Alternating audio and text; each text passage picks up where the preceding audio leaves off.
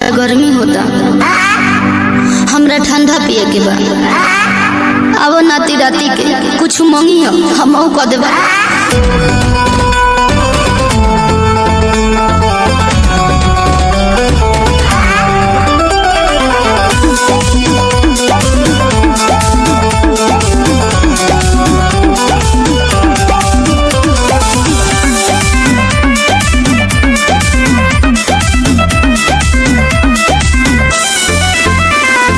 काहे के लोला लटकलू रानी, उल्टा बोलेलू जब कुछ कहता नहीं। अरे बोला ना ए हो, काहे के लोला लटकलू रानी, उल्टा बोलेलू जब कुछ कहता नहीं।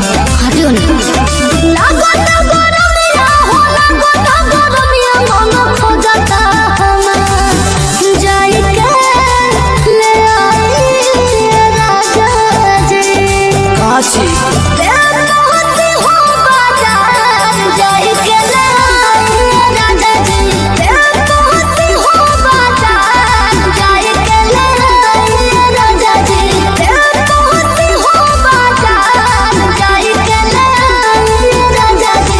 मकई के बाल से बर्फ किन ले।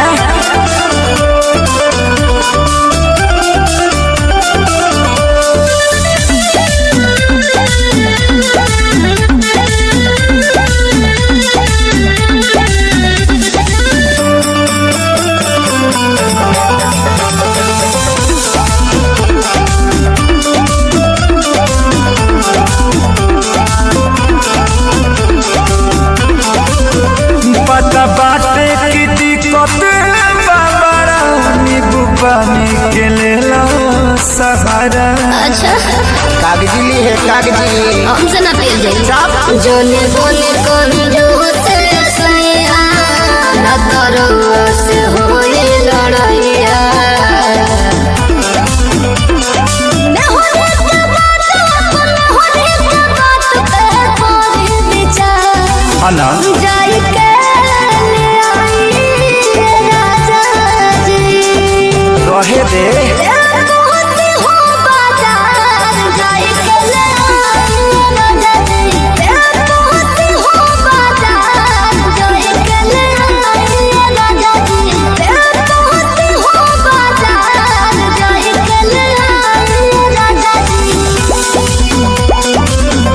मान जाना गरम उतरू की खिसिया तरू।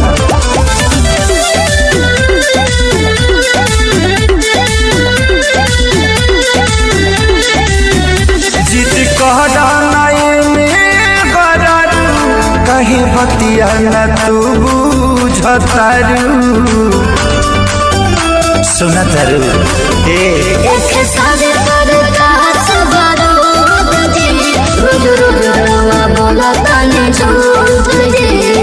बोला हाँ तो सुनी ना।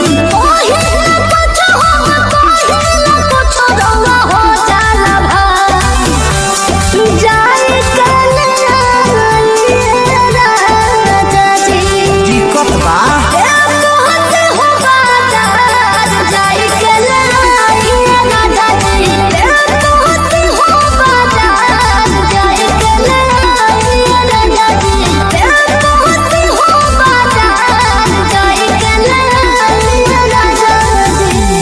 चल मजा भी के मजा कर दिया।